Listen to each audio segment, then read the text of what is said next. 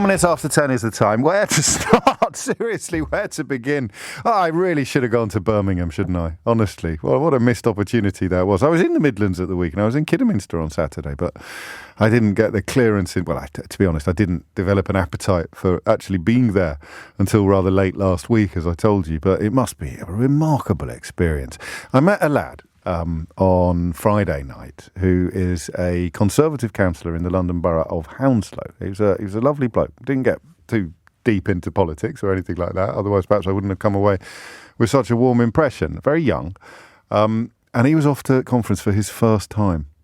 In fact, I also met the Labour leader of Hounslow Borough Council, who just got back from his first ever conference. Imagine two more different experiences for local politicians or politicians of any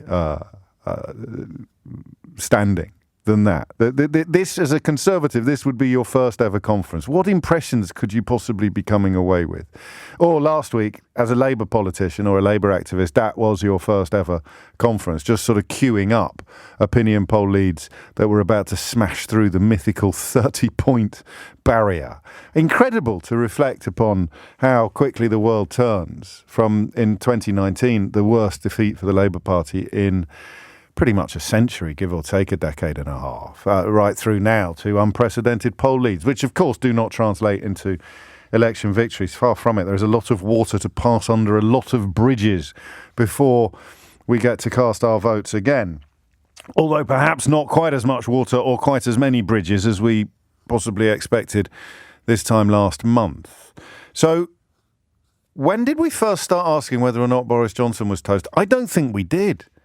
I think I covered Boris Johnson for so long, from his mayoralty right through to his premiership, to the dog days of his premiership, that the traditional question of is this over, is this curtains, actually transmogrified quite early into how does he keep getting away with it? It did, didn't it? We didn't do is Johnson finished? We did how does he keep getting away with it? How can someone who has ridden roughshod over all the norms and traditions, all the standards and expectations of high office, continue to transgress in such an egregious fashion without apparently any of it ever sticking to him?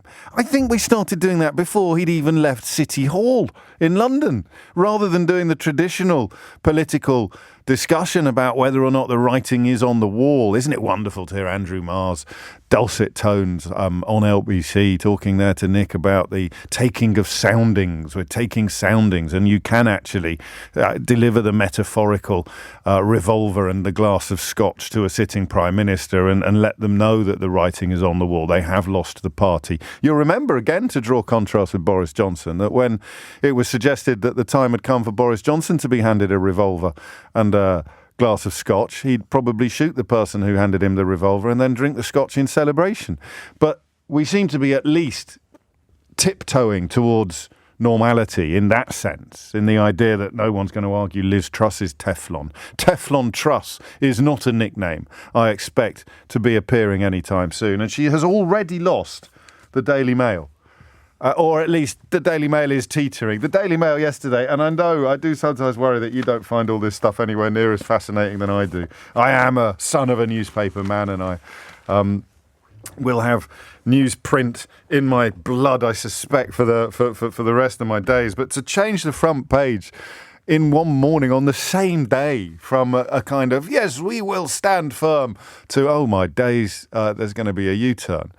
That will have really hurt the incredibly overdeveloped egos on the Daily Mail's editorial floor, because they have made the Daily Mail and the Daily Telegraph and their commentators look even stupider than they make themselves look on a daily basis. And that, I have to tell you, is an astonishing achievement. Imagine taking someone who routinely appears on the Daily Telegraph's comment pages, like Frost, for example, and making him look even stupider than he makes himself look on a daily basis.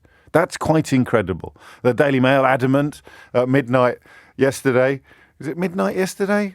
Yeah, midnight today would be this morning, wouldn't it? and midnight yesterday would be yesterday. So at midnight yesterday, adamant that Kwasi Kwarteng was going to stand firm and that Liz Truss was not for turning. And then by the time the second edition of the newspaper came out, they'd had to wobble, they'd had to wibble, they'd had to reverse and reflect upon the U-turn that the government had undertaken. And there's another one that has unfolded overnight. I don't know if you're aware of this, but we discussed this quite a lot yesterday, actually. The idea that the Office of Budgetary Responsibility had moved from irrelevant and not worth consulting to relevant and worth consulting, but not publishing their findings until towards the end of next month, to relevant and worth consulting, and we will actually be publishing their findings much sooner than scheduled, because otherwise the markets are going to continue to be spooked. And then you've got Penny Mordaunt, who seems to be quite an interesting politician. I'm not sure I was aware of her before the leadership campaign began to unfold. I knew her name, and did she do a reality show involving diving, of like swimming pool diving? They don't call it swimming pool diving, do they? There's only really one kind of diving, at least one kind of diving you can talk about on a family programme. Splash it was called, wasn't it? Yes. So that was all I really knew about her. I think she might have been in the Royal Navy, and she did a speech once where she smuggled in words as a sort of bet. She was going to get lots of not quite naughty words, but slightly inappropriate words into a parliamentary speech as a sort of. So she seems like quite a game girl. We'll be talking about casual sexism later in the programme, by the way, in case you were wondering. So I wasn't like fully aware of her before now. I think that was just her texting me there. Did anyone hear that ping? She's quite upset with me for not being previously aware of her high-profile political career. But she's already swung at Truss on this benefits thing. I'd be very surprised if there isn't a climb down on this. The problem is it wouldn't, or not the problem, but the point is that it wouldn't actually be a U-turn. Let me tell you what I think is happening. And as you'll know, if you're a regular listener to this programme, I haven't been wrong about any of this stuff since 2016, but I'm bound to be wrong soon. So, pull up a seat and enjoy the moment when it actually occurs. The intention is clearly not to raise benefits in line with inflation, which was a manifesto pledge in 2019 in that mythical defeat, that victory of just 3 years ago when Boris Johnson secured an 80-seat majority. He did so on a manifesto pledge to not let benefits fall behind inflation. In other words, the people with the lowest incomes in the entire country will not be rendered even worse off than they are already. That was essentially the pledge. And I'm pretty clear, and I think you are as well, that Liz Truss and Kwasi Kwarteng intended to abandon, possibly still intend to abandon that pledge. They have a £43 billion hole. And the best thing that they need to fill, they need to explain where these tax cuts are going to come from. 2 days ago, it was a £45 billion hole, but they've now stopped plans to give people like me £2 billion back in tax cuts. They've still got £43 billion worth of tax cuts on current expenditure that they need to find. Where do you think they're going to go for it? They've already rejected windfall taxes on big companies. They've already reversed, U-turned on tax cuts for the wealthiest people in the country. If you look at someone who was giving tax cuts wanted to give tax cuts to the wealthiest people in the country, how do you think they're going to feel about the poorest people in the country? Yeah, exactly. So I give you any odds you wanted that they were intending and possibly still are. So this refusal to commit, and I'll play you her talking to Nick in a moment on this very specific issue, her refusal to commit to this policy, to pledge that they won't be doing it, means that they are intending to do it. They're just reading, they're just waiting, they're just hoping that by the time the end of November comes around, is it November the 23rd that this speech, that Kwarteng is going to do this statement, that by then they will be able to get away with the idea of abandoning that manifesto pledge and, crucially, I think, rendering the poorest people in the country even poorer than they are already.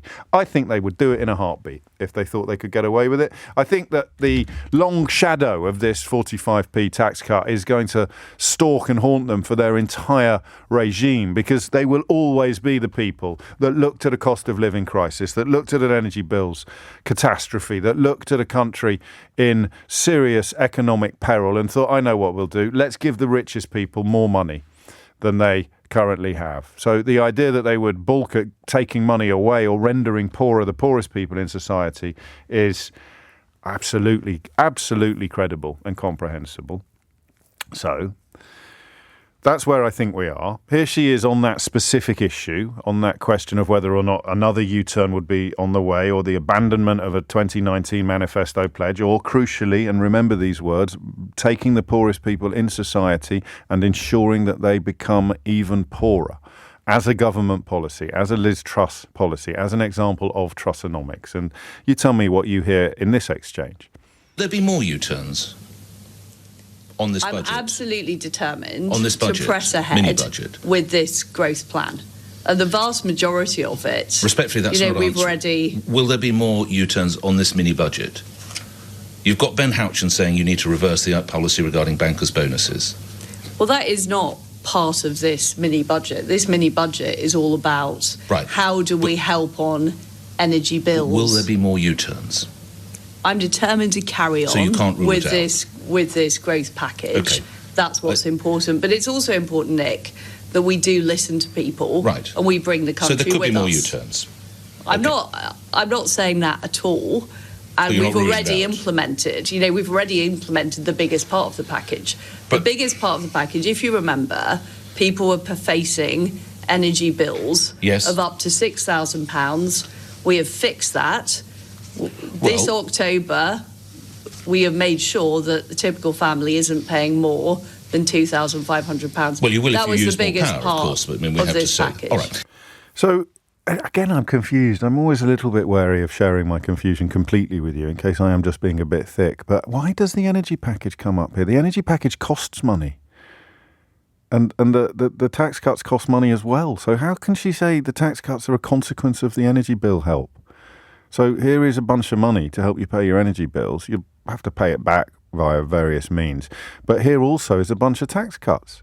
But it should be the other way around. You say in order to pay for the energy bailout, if you like, in order to pay for the help with the energy bills, we need to put taxes up, or we need to find the money from somewhere else. I'm not going mad, am I? That just doesn't make any sense at all. The banker's bonus, there is a bit of a red herring. That's got nothing to do effectively with plugging the 45 billion or 43 billion pound hole. It's more about what they believe will be an air of entrepreneurial flair. But the bottom line here is that we're looking at a prime minister who I think is already... all right, I'll say it. I think she's done for already. And that's my introduction this morning.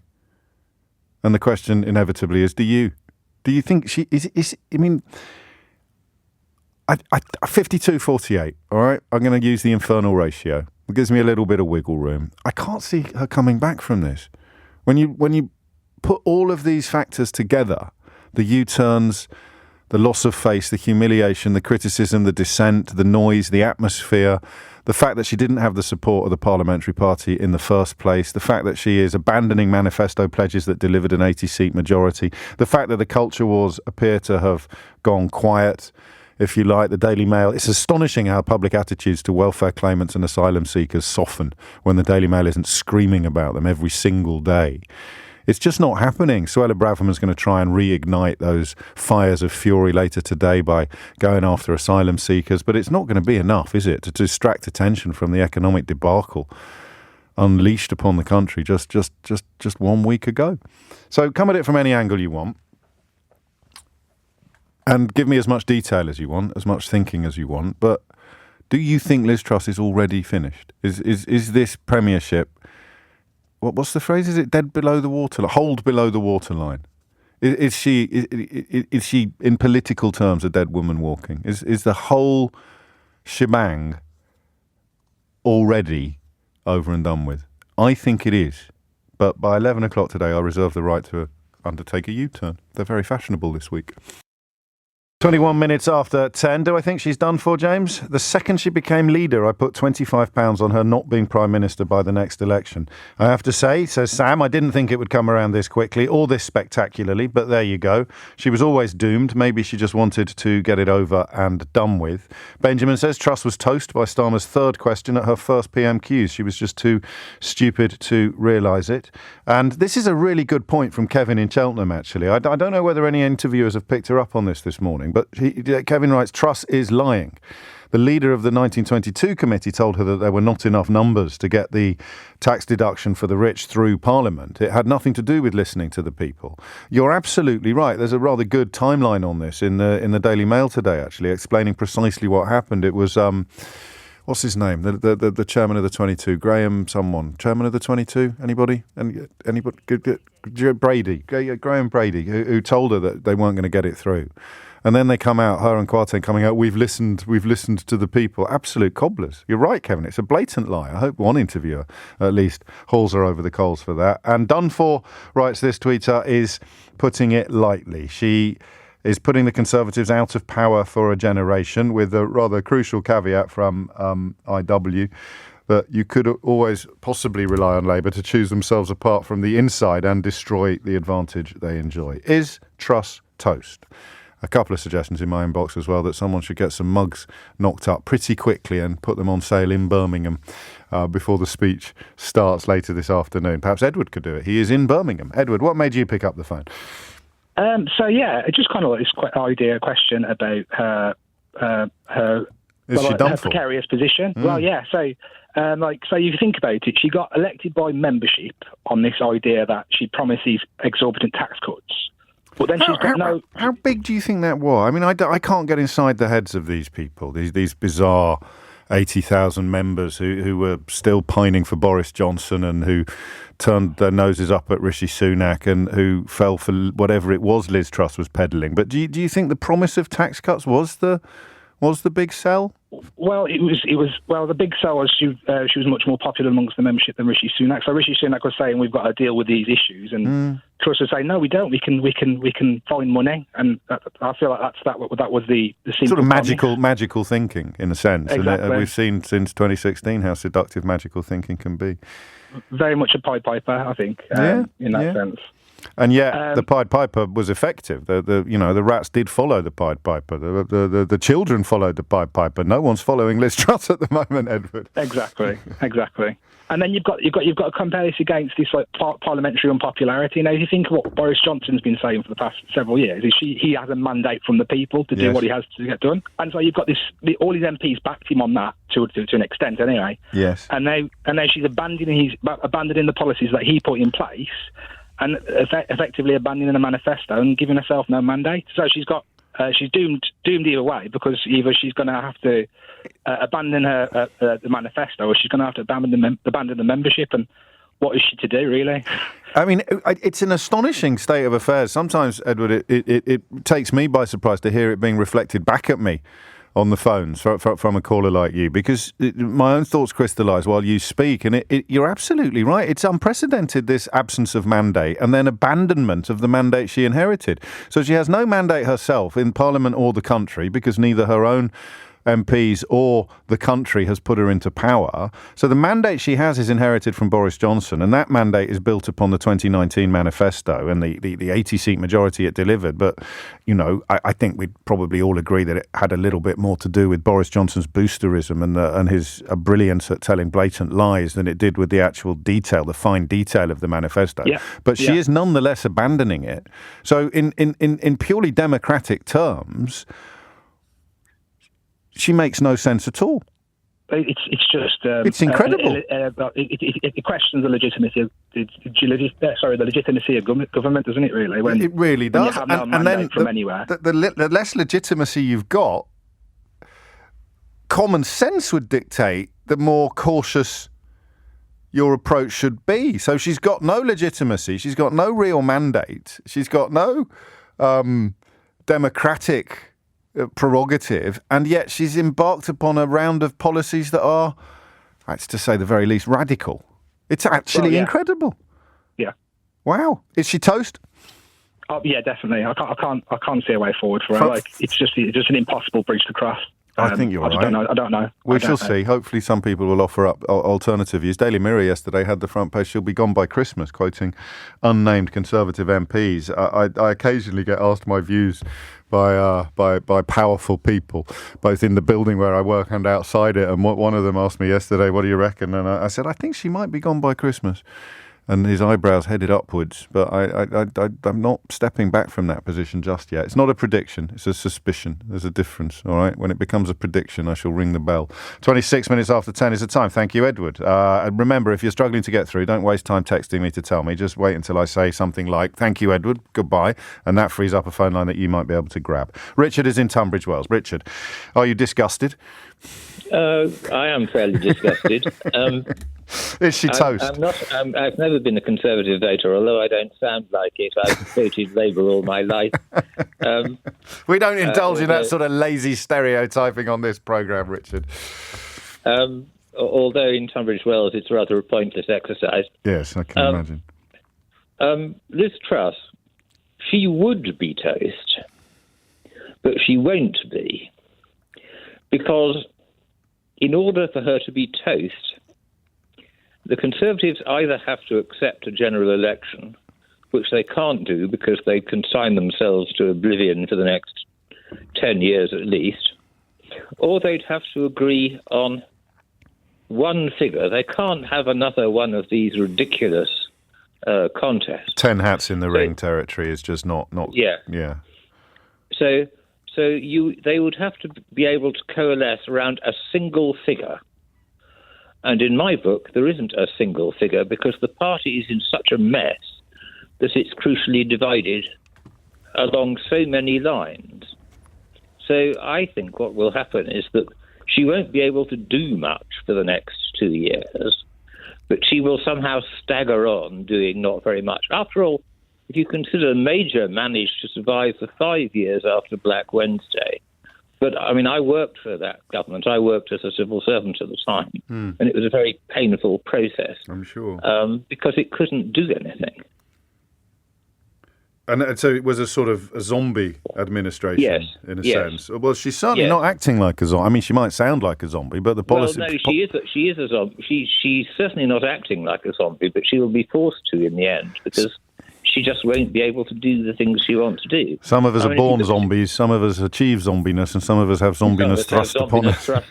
She's in the final category. Good grief. Yeah. Okay, so you've worked in the world, so I'll run this by you. Are you forgetting the cockroach-like ability of the Parliamentary Conservative Party to prioritise survival and success over all else? So, you know, the papering over the cracks, the temporary healing of the decisions, the forgetting of grudges could coalesce around Rishi Sunak in the context of the parliamentary party. And I don't think Sunak is well, the parliamentary party might like it, but the electorate wouldn't. And that would always be, well, unless it goes unchallenged, in which case it wouldn't go to the electorate, would it? Well, no, it wouldn't, but it would still cause a bit of a problem. I mean, we don't want one of these brown people in Prime Ministership, for goodness sake. I think there is that element among the membership, but he was definitely, as we both know, the most popular candidate among the parliamentary party. Well, so if they could effect a Theresa May type transfer of power, where they actually don't have to go through a leadership election, or even the Boris, yes. I mean, if they could do that, but I still wonder whether they would coalesce around Sunak. Yeah. Well, that's why I bring up the cockroach theory, because the desperation to survive would possibly encourage people to... It will only hold them in place for another 2 years. They won't. There is no way that they will win the next election. I don't think Labour will either. I think we'll have some kind of cobbled together coalition. But we shall see. We shall see. We shall see. But I think she should be toast, but she won't be. Is my view. Yeah, and I mean it's backed up as well. Although I keep reaching for the cockroaches. I do think that they will try. Probably sooner rather than later. We'll know relatively soon. They will probably try to do some sort of bloodless coup where they don't have to go through, because Richard's absolutely right. Another leadership election. Could you imagine any more hustings? Good God, no. But I don't think they can continue like this, because the Conservatives, unlike the Labour Party, act very, very ruthlessly when they are led by someone who is toxic. You saw the last fellow who led the Labour Party was allowed to fight 2 general elections despite being obviously toxic. The Tories just don't do that. I don't think Ian Duncan-Smith got to fight a general election at all. Did he? When someone is objectively rubbish, they will get rid. And Liz Truss is looking pretty close to objectively rubbish. Lottie Morley is here now with your headlines. 10:35 is the time, and it's not the power it used to be, but goodness me, this Daily Mail front page will be sending shivers down Liz Truss's spine. Get a grip!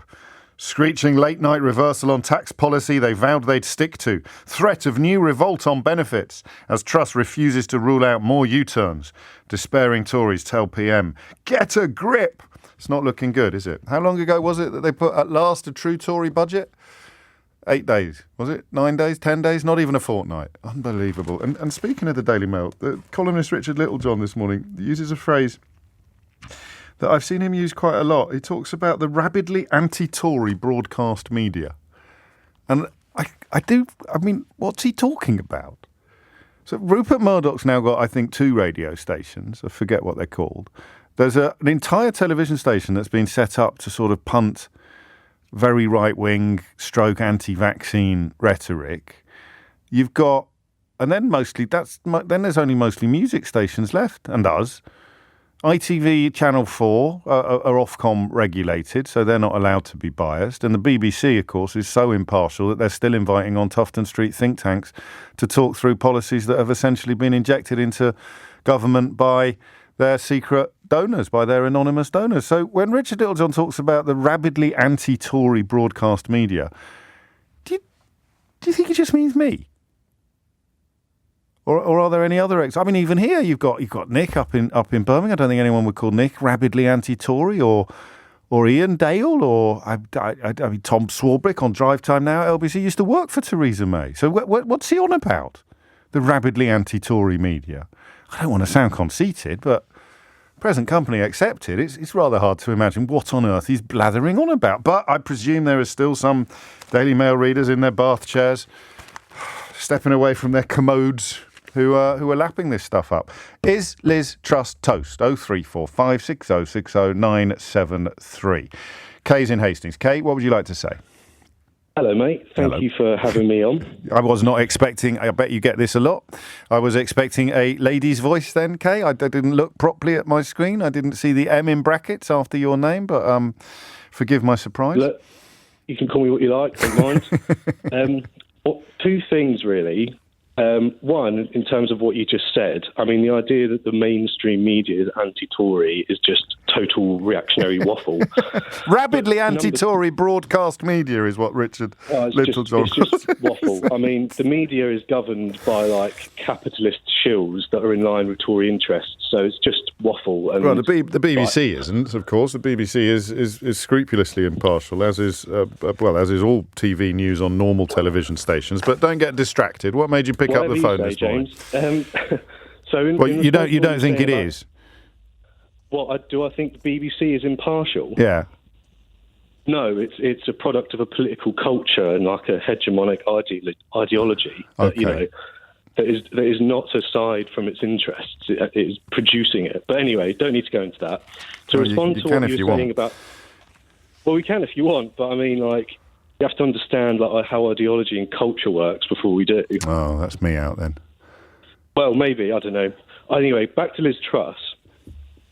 What point I wanted to say is that they are scraping the barrel because they have run out of signifiers about race and nation and nationalism and opposition to immigration and like. I think finally you're making a really good point, Kay.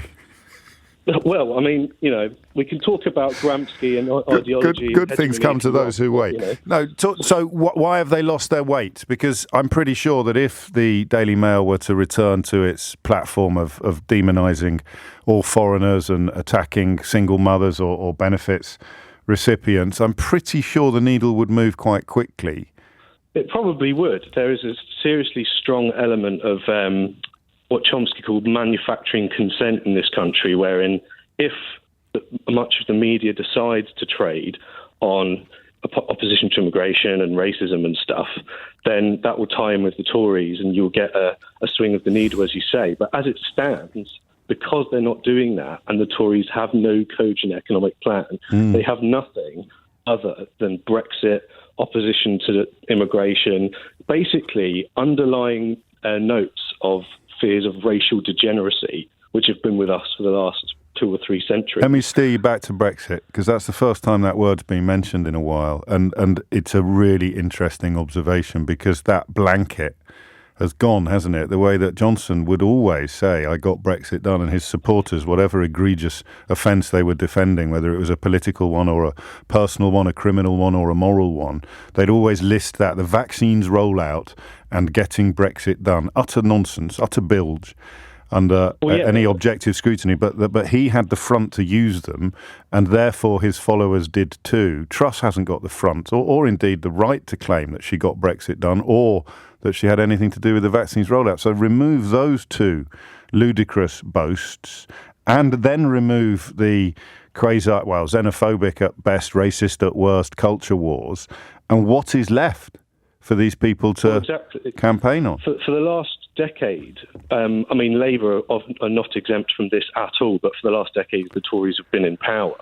They've been trading on this kind of political culture of the neoliberal individual. It's all down to you on your own to go out and get that other job.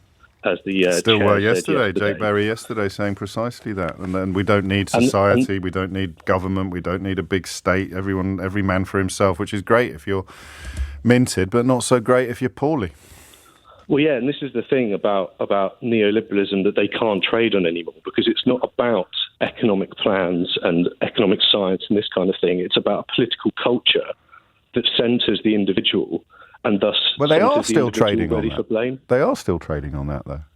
Yeah, they are, but that's what I'm saying. You're saying it's not going to work, it's not going to wash, and even some of their own party, both parliamentary and broader, are not going to have it. They're not going to wear it, because we forget that the Conservative Party historically is a very broad church.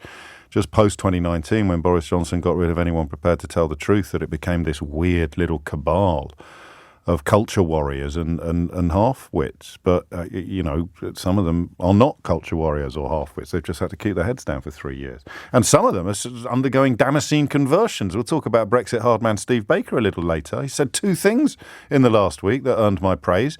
And yesterday, I'm just going to tell Theo Usherwood, our political editor, who's up next, to sit down before I say this out loud. Yesterday, Nadine Dorries said something I agree with. It's the end times. Theo Usherwood, live from Birmingham. Theo, what have you got?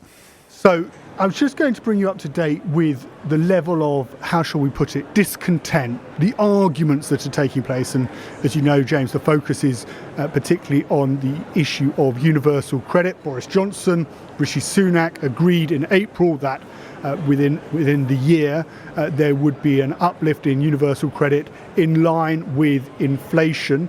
Liz Truss and Kwasi Kwarteng until now have tried to caveat that. Liz Truss, when she was speaking to LBC earlier, tried to draw a differentiate between pensioners who have fixed incomes versus those, of course, who are working and claim universal credit. And there are some, of course, who don't work and claim universal credit, trying not to make an actual decision. But this morning we've had Penny Mordaunt come out and say, she was of course a leadership frontrunner and now a member of the cabinet, leader of the House of Commons, come out and say that actually she thinks there should be an inflationary increase in universal credit. And I've just caught up with James Heapy. Let me pause you there. Just explain to people who've got better things to do than follow politics as closely as we do why that Penny Mordaunt intervention is significant, if you would. Because she's a member of the cabinet, and within the cabinet you have collective responsibility. Or you don't. Well, if the collective responsibility falls to bits, where you sign up to the government's agenda and you turn around and you start advising the Prime Minister on what her policy should be, that gives you a fairly good inclination that it's a very unhappy ship. And that is all that she is doing. She's not quite rejecting a codified policy. She's not abandoning the line, because the line hasn't actually been drawn yet. Liz Truss is refusing not to draw the line. And she doesn't want to... Yeah, she doesn't want to draw the line. But this starts to filter down. So I've just been catching up with James Heapy. Now, he's the Member of Parliament for Wales. It was a marginal constituency, as I remember it, with the Liberal Democrats. He's also an armed forces minister. And I started by asking him what he thought should happen when it comes to universal credit. And he gave me this rather interesting answer, which is codified criticism, perhaps you could interpret it that way, of the government's line if they decide, of course, just to stick to increasing universal credit by earnings of around 3%. There's a balance to be struck because, on the one hand, yes, absolutely, good party management requires that ministers are speaking to colleagues around the House and understanding where they're at. And MPs, for all of the heat that they get in the media, MPs are actually a really good barometer for public opinion beyond. So engaging the parliamentary party is important for that reason. But ultimately, you do have to decide, and it's almost impossible to decide on something that will please everybody. And so, the art of good leadership, I think, politically, is somebody who can spend the time to understand where the party and the country is at, understand the pros and cons of each side of an argument, and then make a decision that is properly thought through. And then, no matter how uncomfortable it is, you defend it thereafter because you've thought it through fully. So what you're saying, James Heapy, is the stasis there can't just be a stasis. Liz Truss needs to make a decision. She needs to come down one side or the other. Well, inevitably, and I think it was Tony Blair's line: when you decide, you divide. It is impossible to be a prime minister and to please everyone. So I'm not saying which way the debate goes. I have no idea. I'm not involved in that part of government policy making. Let's just for a minute, and I know it's really difficult, but we're having sort of straightforward conversation. Let's take your role as a government minister out. If you were representing your constituents and you're thinking about your surgeries on a Friday afternoon when you go back to your constituency, or your meetings with your voters over the weekend on a non-conference weekend, where would you come down? What would you think would be the right answer on UC? I would want to see a package that is fair for my constituents who claim universal credit, but I would also want to see the government doing the things that are necessary to help lots of my constituents who are claiming UC not by choice. They want to work, but for various reasons they can't work. And so if I could see a twin track approach around how to get people into work to fill so many of the vacancies that exist in my constituency. Companies are really struggling to fill all the posts that they've got available. And then alongside that, a fair settlement on UC. I think you end up in a place where actually the increase in UC is offset by a reduction in claimants, but you end up in a place that is actually good. But if we end up having a debate that really suits the left, where it's just very binary about UC and UC only, kind of misses the point that there are a huge number of vacancies in the economy, and what we really should be doing is focusing on how to get people off UC and into work. That's what business wants. That's what lots of claimants want. And so let's have the debate in the round, not just as the left would want to have it, which is about UC, yes or no. James Heapy, choosing his words carefully, but I think the crucial thing in that interview, James, is that he wants to see a fair settlement for universal credit claimants. And he makes the point, and this is a point that I think has been made by Sarah Connor at the Financial Times, is that actually, this is what people are talking about, is that actually if you increase UC, then you can actually increase the opportunities for people on universal credit, then it's actually possible to reduce the number of people on universal credit, and that offsets against the cost of increasing it in the first place. So if you're tough on the causes of universal credit, and this is what the point that the Financial Times was making, then actually it can come out cost neutral or close to. And speaking of people choosing their words carefully, one of the reporters at Politico has just tweeted that Trade Minister Conor Burns has told a Fringe event that Kemi Badenoch is, quotes, the future of our party, and that she gets the need to, quotes, move beyond Instagram posts about free trade agreements. That's a minister in Liz Truss's government having a fairly obvious swipe at Liz Truss. Yes, at Conservative conference. And of course, Conor Burns was very loyal to Boris Johnson. You'll remember that when Conor Burns was a Northern Ireland minister, and when I say minister, he was a junior minister in the Northern Ireland office, and at the time Brandon Lewis was the Secretary of State for Northern Ireland. Boris Johnson took Conor Burns and said, right, I want you to try and go and negotiate with the US, the White House, when it comes to smoothing over relations with regards to Brexit, and of course Joe Biden very much on the side of the European Union. And Boris Johnson saying actually to Conor Burns, you report directly to me, not to Brandon Lewis. I just tell you that so that you have an inclination as to where Conor Burns sits in the sort of family that is the Conservative Party. He's very loyal to Boris Johnson. He was very close, in fact, to Margaret Thatcher. But clearly, if a minister is now, former minister is now talking about... He's not a former minister. Sorry, it's a minister, sorry. He's a minister of State for Trade Policy. Sorry, you know, if a Minister of State for Trade Policy is actually saying that his Secretary of State in his department is the future of the party rather than the Prime Minister, then that is that's problematic for number 10, I suspect. Theo Usher, the master of the understatement, as always. Thank you, mate. We may catch up with you again. Stay safe. There it is. I mean, apparently...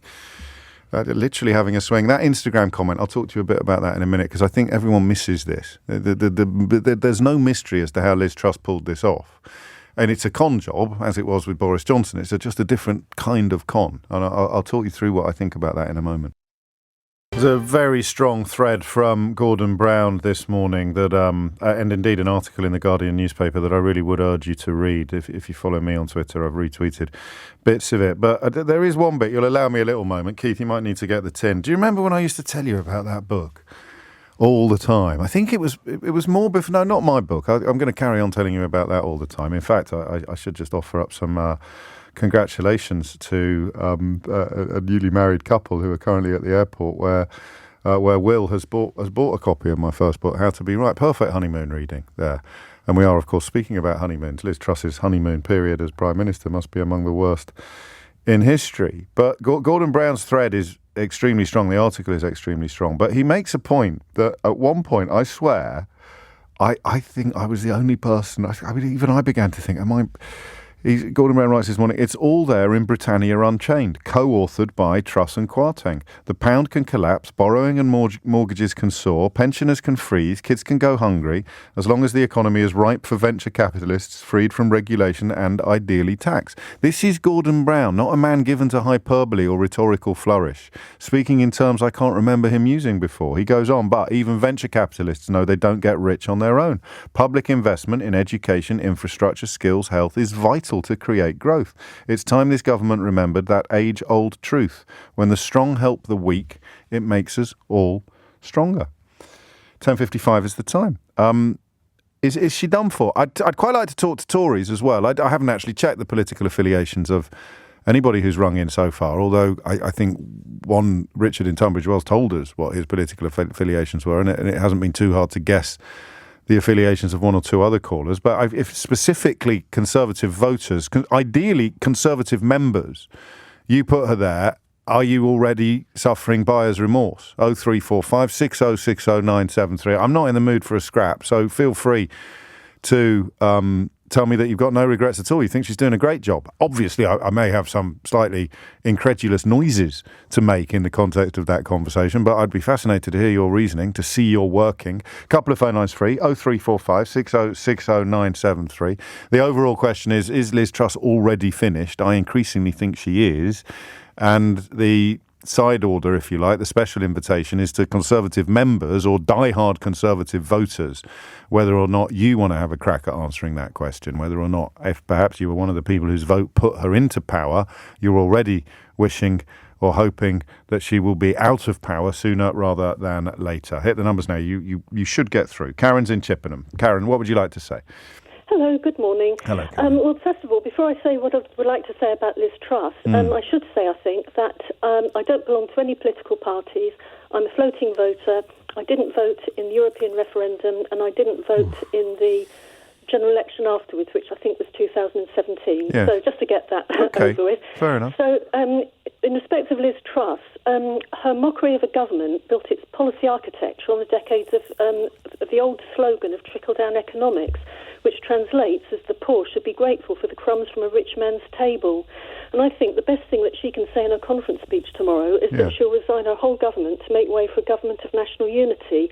And I think that'll give us all a breathing space, to let things settle, to let the most thoughtful, intelligent people form a government, and from across all of the parties currently in Westminster. If I can steer you back to reality, Karen, on something that is actually likely to happen rather than something that we might all hope to see happening, do you think the writing is on the wall for her, or can you see her somehow struggling onwards for 2 years? I really don't think she can struggle on for 2 years because sensible people are going to, sensible people want to save this country. She's made a mess of the Conservative Party, but then Boris Johnson also, he started that for her. She's made a complete mess of it. The Conservative Party, certainly in the House of Commons, is a whole load of separate factions at the moment, and she's just made those splits even greater. So they'll in fact, they won't even want her to carry on making a fool of herself. I'm not a supporter of hers. I find her really embarrassing. Did you always? Did you? Because you were somewhat agnostic in 2017. Did you always? I mean, has she surprised you with her awfulness or not? Well, I don't think I knew who she was in 2017. But what I should say, I really, really was not agnostic in 2017. Oh, sorry. It was. If you actually think back to, to the political situation Corbyn at May. the time when there was Theresa May, there was Jeremy Corbyn. In times like that, I would normally vote for the Green Party, who I'm very supportive of. But obviously they're not going to form a government in the next near future. So, but I am a floating voter. But I was just in 2017. I just didn't understand any of it. Mind you, by 2017, I now understood more about the situation with the European Union. And I just have to say why I didn't vote in the referendum. And I'm really embarrassed to say this now. And but times change. I've obviously been a supporter, and I took for granted that Britain was inside the European Union. Yes, I think a lot of people did. That decision was made a very long time ago, and we were all used to it. We took it for granted, that things were running really quite smoothly. And then that idiot of a person, David Cameron, decided, I think he was wanting to strengthen the Conservative Party and get rid of UKIP. I think that might have been his reason. No, it was his reason. But he promised that there would be a referendum, and I thought the referendum thing was like a minority interest for people who just, were one-issue politics. It was, but then it got weaponised, and then the racists arrived, and then the cheats and the liars and Dominic Cummings and the rest of them all got stuck in, and they torched our country, Karen. I was really naive, and I think we all were. I was quite serious-minded, actually. And so when there was this, I've got to go to the news, Karen. I sense if I don't, and fascinated though I am by what you have to say, I sense if I don't go to the news that we may miss it altogether. I look forward to your next call. 4 minutes after 11 is the time. Did you ever make little musical discoveries of long-established artists that you can't quite believe you've never stumbled across before? When I was a show business journalist, my duties included music reviews, and I stumbled across an artist called Melanie, who I'd never heard of before. Have you heard of Melanie? Have you come across? She's absolutely brilliant. Her full name is Melanie Safka, but her artist name, her recording name is Melanie, and she has possibly her most famous song is "Look What They've Done to My Song, Ma." I won't sing it to you, but it's essentially a sort of paean of regret as to what happens to her rather beautifully crafted acoustic songs by the time they've been put through the record company mill and come out at the other end. Look what they've done to my song, Ma. It was the only thing I could do half right, and it's turning out all wrong, Ma. Look what they've done to my song. I would like to use that as a springboard for Conservative voters and Conservative members now to tell the rest of us what you think has happened to your party. And it's not exclusively confined to people with a vested interest. I thought the last caller, in fact, it was the last caller that gave me this idea. What has happened to the Conservative Party in the context? So people like Andrew Marr talking about never having seen a conference dissolve in this way. Michael Fabricant, and here's a mad week. Okay, so 3 mad things. Steve Baker has said done 2 admirable things. Brexit hardman Steve Baker. I would compliment him, but he's blocked me on Twitter. Brexit hardman Steve Baker has done 2 things that I think are quite admirable. Nadine Dorries has said something that I agree with. And Michael Fabricant was really impressive earlier this week when some journalist was claiming he'd been pushed over by a crowd of protesters. And Michael Fabricant took to Twitter to insist and indeed to explain that he hadn't been. Now, I know what you're thinking. You think, God, it's a pretty low bar when you're giving a bunch of flowers to someone simply for telling the truth. But it's not that. You would stay silent If a right-wing journalist is trying to muster up a bit of hatred for a left-wing mob, then a right-wing politician would often stay silent. They wouldn't correct the record. But Fabricant took to Twitter and was at great pains to stress that he had no problem with the protest he'd encountered, and he may even have borne some responsibility for provoking it because he'd been misdirected into the heart of it. So he said they may have thought that I was actually trying to wind them up, but he took to the to the socials to set the record straight, which I thought was impressive. Do you want to hear the thing that Steve Baker did that was impressive? And before you get your theories out, he's actually been quite impressive on this issue from the start. You always guard against footballification. There's a danger of us all suffering from it if we're not careful. So just because someone is a complete head case when it comes to Brexit doesn't mean that they're going to be a complete head case when it comes to everything else. How many times have I said to you that not everybody voted for Brexit is racist? Everybody who's racist voted for Brexit or loves Brexit. Some of them may have struggled to spell X when they were casting their vote, but everybody who's racist loves Brexit. But not everyone who voted for Brexit is racist. It's a really important distinction that Dominic Raab lied about me on this very radio station, actually, by claiming that I argue regularly that all people who voted for Brexit were racist. It was a complete lie, a bogus lie, an appalling lie, a disgusting lie, a heinous lie, an egregious lie, a very Raabian lie. But everyone who's racist loved Brexit. And I have to be careful to remember sometimes that there is more to somebody than their Brexit support, even when it comes to Brexit hard man Steve Baker. Because listen to this. This is at a gathering of a newish grouping that I think has made its sort of debut at conference, looking at, I think specifically looking at football and I'll give you the name of the group in a second. Here's Steve Baker at a Fringe event last night. People understand now that football has taken the knee, and not neo-Marxist ideologues. They're people saying, no, I won't have racism. No, I won't allow my friends to suffer racism. Like Martin Luther King taking a knee in prayer, they're just saying, this is where I kneel. This is where I take, in a sense, my stand with my friends and say we're going to go forward together as equals. That's what the 2022 group is about. It's about us as equals, having equal opportunity, being friends together, and my goodness, you look beautiful tonight. Okay, a bit weird at the end. But that's the new 2022 group for black conservatives. And Steve Baker, Brexit hard man Steve Baker, explaining that he had the facts explained to him when it comes to footballers taking the knee. You'll remember that Priti Patel was defending the people who booed them, forgive me, the racists who booed footballers taking the knee. And I think that you've got to give credit where credit is due. Essentially thanking young black Tories there for putting Tory MPs straight on it last year. Number of people that would ring this radio station claiming that it was neo-Marx or whatever, just absolute gobbledygook. And credit to Baker for sort of bucking the trend or swimming against the tide on that one. He's also apologised to the Irish. I think he's got a ministerial brief in Northern Ireland, and he's apologised for the aggressive treatment of Ireland and the EU when it comes to negotiating the protocol. I still think there's some good news on the horizon with regard to that protocol, by the way, and I think we might be getting it before Christmas. We may even be getting it before the end of the month. It's quite early in the month now, isn't it? Anyway, 10 minutes after 11 is the time. Look what they've done to my song, Ma, sang Melanie. Look what they've done to my party. And it gets me into trouble, this, you know, because it puts me at odds with an Irene Bevan, who of course, thought that all Tories were vermin, probably because of the way I was raised and the background of some of my friends. I can never quite buy into that idea. I insist in believing that there are some decent people possessed of political views I find very hard to sympathise with. And that's what we're going to talk about now.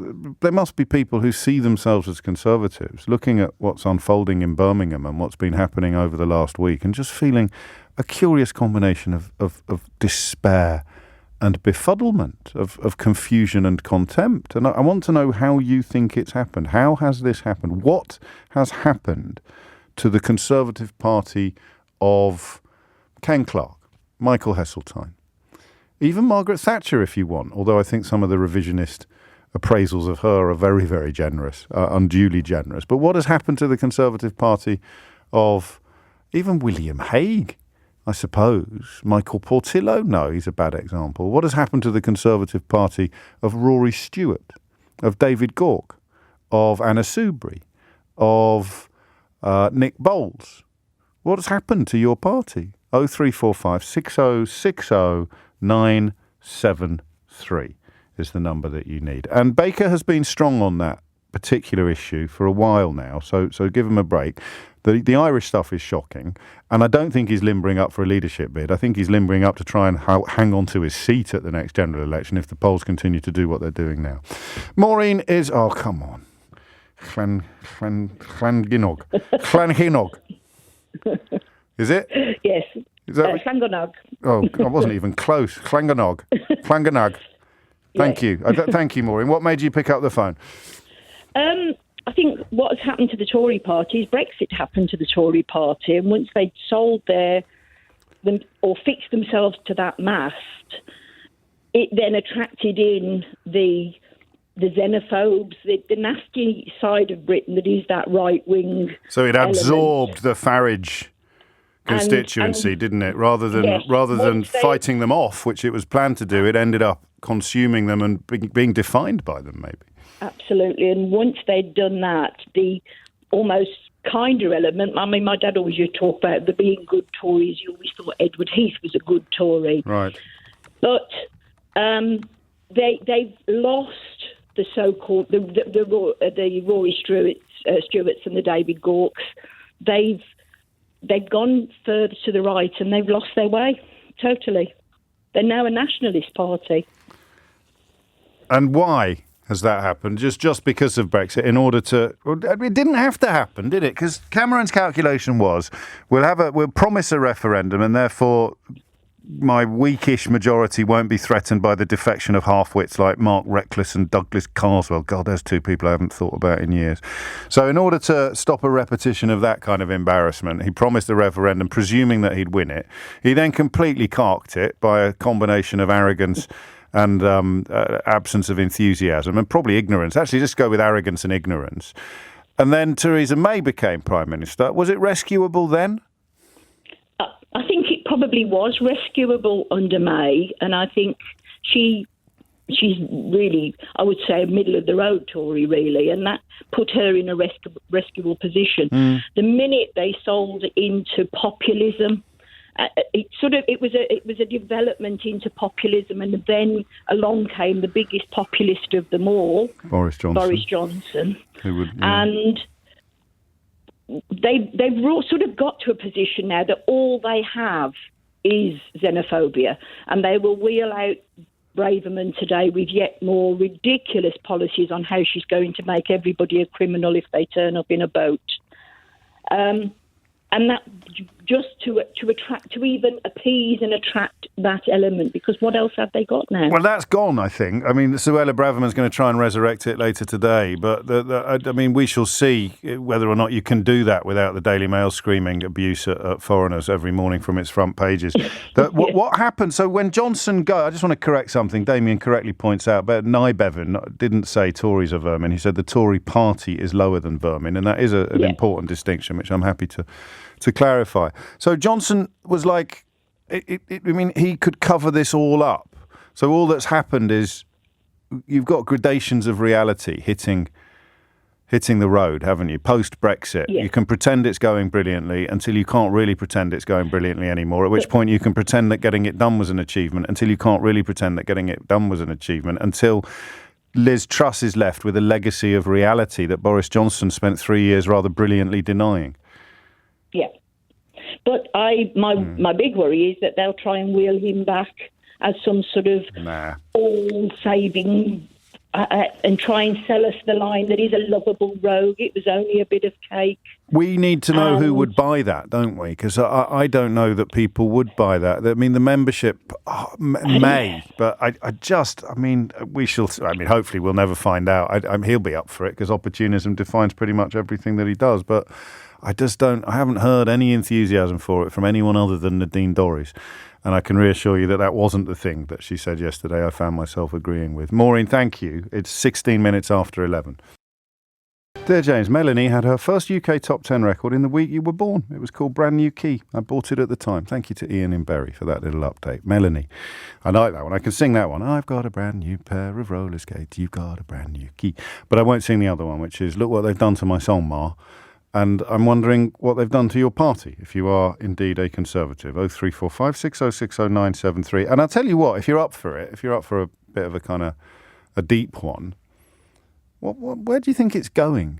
And this leads us back into the conversation we were having the first hour about whether or not Liz Truss is already toast. A broad consensus that she probably is, although we're a very self-selecting sample, I suppose. But what happens next? I think my theory of Sunak obviously having been proved right, at least in the immediate term, about what happens when you try to use tax cuts, unfunded tax cuts, to halt inflation. Sunak would be a very useful rallying point for the parliamentary party. He's been quite discreet. He hasn't had any hissy fits. I don't personally think he's particularly committed to the national interest. I think the green cards were interesting, and I wouldn't be surprised if there isn't a way back for him to the top of the party, to see him quitting Parliament altogether and moving back to the States. But I don't know. I just think that he is rather obviously someone who may be able to, around whom they may be able to build a bloodless coup, whereby there is no leadership election, and that's crucial. Someone who would come in unchallenged, or someone who would win in the first round by so much that everybody else just threw in the towel. Peter is in Thirsk, in North Yorkshire. Peter, how are you?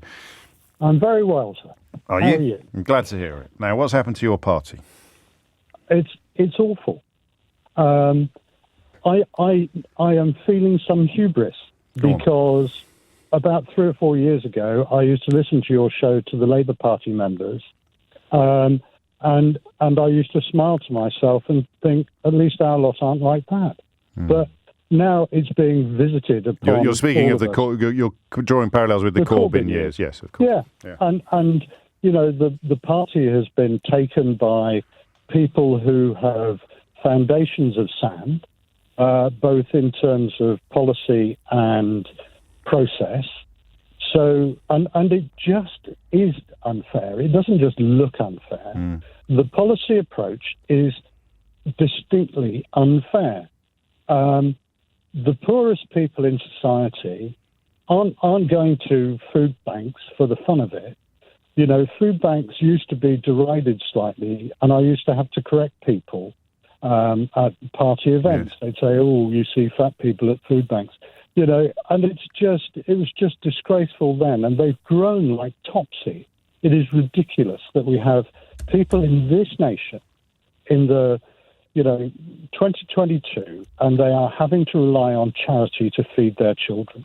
Not just on benefits to feed their children, because the welfare state should provide for people, but they're having to rely on charity. And it almost makes one weep. And this has just been compounded by, the loss of real direction of travel with a coalition government between 2010 and 2015, the complete disarray in policy terms that existed between 2015 and 2019, because everything was shaped in the sense of leave or remain. Yeah. So no coherence of policy. Boris Johnson as the leader of the party.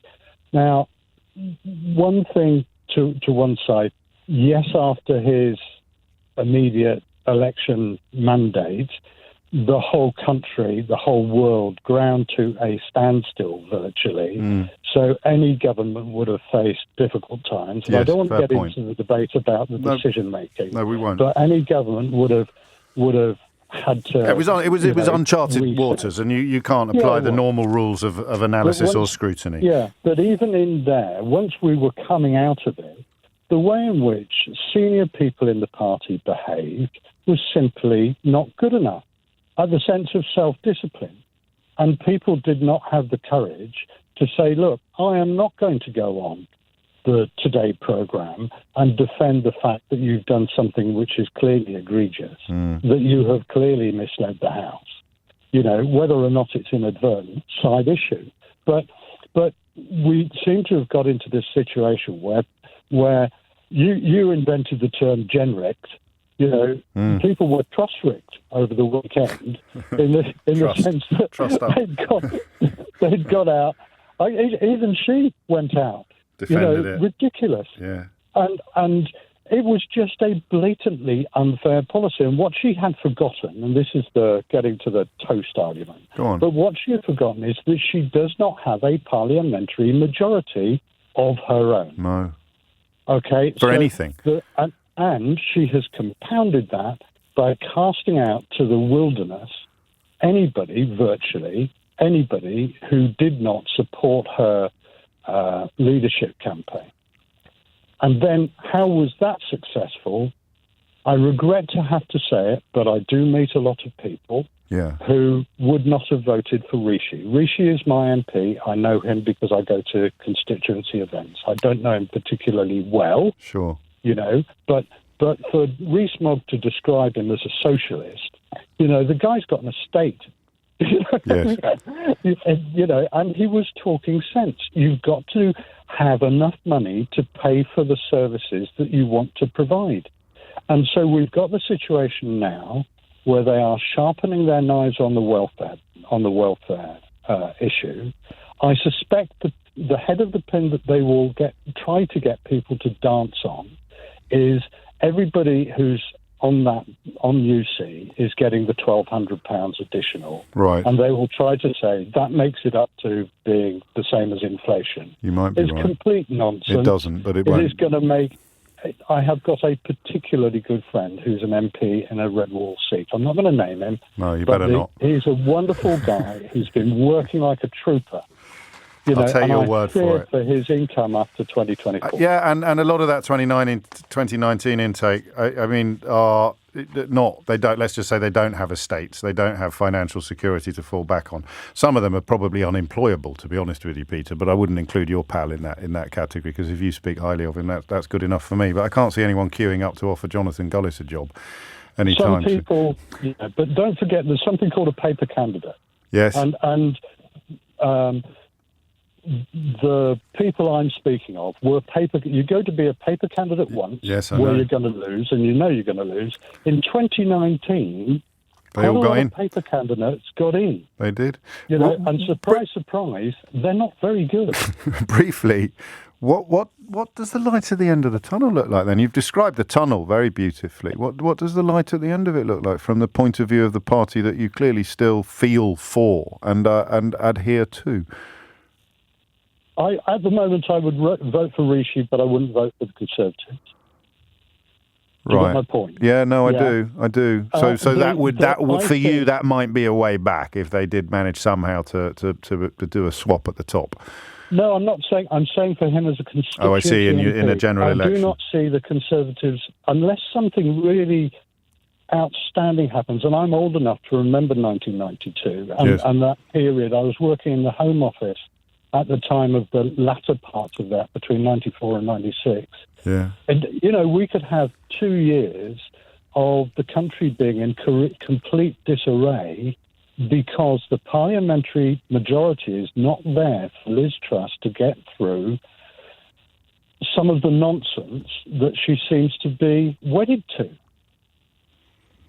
And I don't know. There may be a light at the end of the tunnel, but it may be, in all probability, it's being carried by a bloke called Starmer. And you said it. And of course, the from their point of view, the light at the end of the tunnel is that this campaign or this platform or these policies that you find so alienating, their light at the end of the tunnel will be that they are actually the right thing to do and they will work, which is magical thinking. It is built almost entirely upon faith and belief, which is why they were so keen to keep the OBR out of the picture with their pesky calculations, forecasts and predictions. Peter, thank you. That was incredibly powerful and built to a beautiful crescendo as well. I didn't mean Starmer. I meant the light at the end of the tunnel for a way in which the Conservative Party could return to being the party that had people like Brexit hardman Steve Baker in it and Andrew No Brains Bridgen and all the other curious characters who've achieved public prominence over the years because Brexit broke all the rules of normalcy. But it also contained people like Anna Soubry and David Gork and Dominic Grieve. Goodness me, how could we overlook Dominic Grieve? And I don't think Peter can see a way back to becoming that party anytime soon. And I'm not sure anyone can. But, of course, take that as an invitation. Take it even if you want as a challenge. Can you see a way back to that? Or give me a ring and tell me why you don't want to. Is it me, or is the Brexit balloon feeling very flaccid now? It's not that way that you could bounce it around and somehow conjure up a little bit of it. Yay, Johnson managed to keep it going for 3 years. We got Brexit done. Don't mention what actually happened. Do you know, there's a brewery, and I don't think they were pro-Brexit particularly, but they did agree to become the government's Brexit champions, Brexit export champions. So they were used by the government in an advertising campaign as an example of how Brexit could help with exports. And they've lost all their exports now. They were down to just one customer on the EU who would drive over from Germany with his own van because the paperwork was so hard. And they're now facing administration. And I'd say to my fellow Remainers, we can't celebrate this stuff. I know you want to, and I know how hurtful it has been to see your own life turned upside down, possibly your livelihood compromised, your freedom of movement abolished, your country torn down the middle, your family possibly divided. But you can't celebrate when bad stuff happens to people who don't deserve it. And I'm not even sure you should celebrate too much when bad stuff happens to people who did vote for it, because contempt for the con men, compassion for the conned. Lottie Morley is here now with your headlines. It's 11:33. It's funny. I heard one commentator this morning describing Liz Truss's mood as very buoyant, very ebullient in Birmingham. I suppose she's still got the boost of winning, you know, even if everything is currently turning to dust in her hands. What's the opposite of the Midas touch, do you think? Everything turns to shocking levels of sewage when you touch it, as opposed to gold. And don't at me. I know that the story of King Midas wasn't quite just like the story of King Canute. It's not as is widely believed. But the excitement of having become Prime Minister, your childhood dreams have come true. It must be fairly immense. So I can believe that she's fairly buoyant in Birmingham. Although a lot of people are messaging, including Danny Blanchflower on Twitter, describing her body language and her overall mood in every interview. He says it seems worse than the prior one. Her body language shows it all. She's drowning before our very eyes as her support in her country, in the country and her own party crumbles. It seems impossible to rectify. How do we explain it? I mean, it is just Brexit, isn't it, ultimately?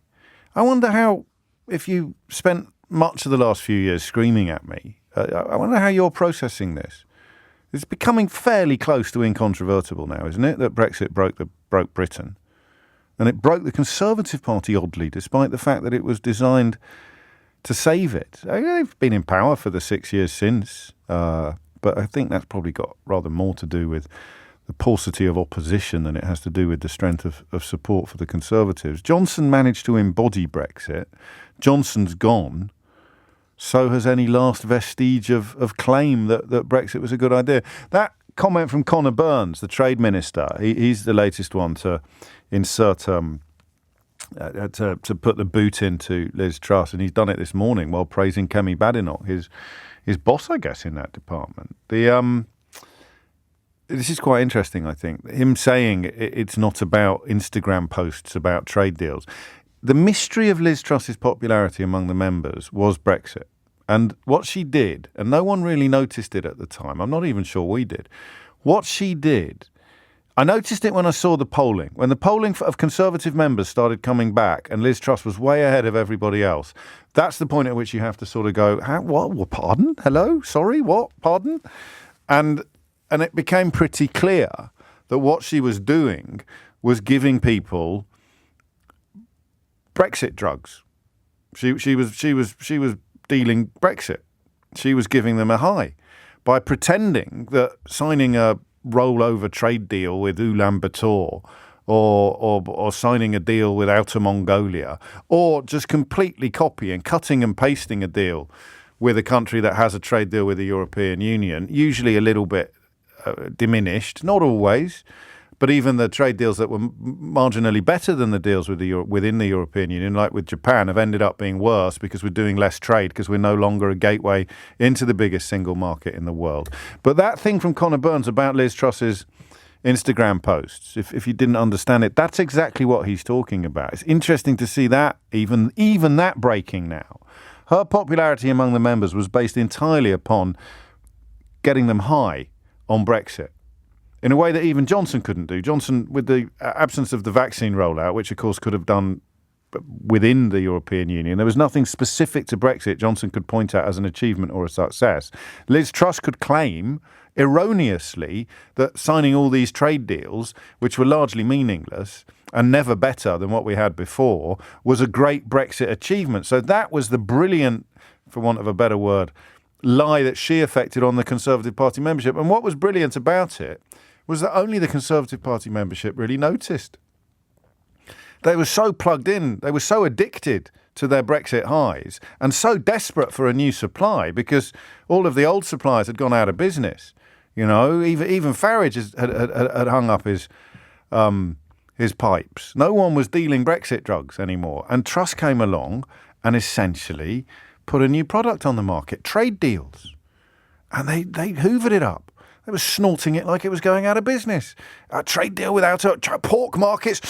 Absolutely love it. It's fantastic. They were loving it. And it was all nonsense. And that's why it's fallen apart so quickly. Because the only thing that propelled her into power was a curious claim to be continuity Boris Johnson, and having got the membership really, really high on dodgy Brexit drugs. And she can't do the dodgy Brexit drugs anymore because she's Prime Minister now. She can't sort of slide out ludicrous claims that signing a trade deal with Guatemala is going to somehow replace the trade we've lost with the biggest single market in the world. And she can't do continuity Boris Johnson anymore because she's torched quite a lot of his legacy and is preparing to torch more of it. Are you writing this down? It's strong stuff, this. 11:39 is the time. Ed's in Potter's Bar. Ed, what would you like? Oh, hang on. Ulaanbaatar is actually the capital of Outer Mongolia, so you couldn't have signed trade deals with both of them. My apologies. Thank you. Ed in Potter's Bar, what would you like to say? Good morning, James. Hello. I am a former Conservative voter. I'm relatively young. I'm 30. Yes. And I would continue to describe myself as a Conservative individual. So I'm sort of one of those people that's kind of waiting in the wings to vote Conservative again, because I feel a bit like a political refugee, a little bit like I think you said you felt for many years. 3 years, 2016 to 2019. Right. Well, so similar period of time to me then, because yes. I left the Conservative Party. I was a member, and I left just after Brexit when it became clear that we were veering sort of quite sharply off to the right-hand side. I remember being at a Conservative Party event where David Davis was the guest of honour,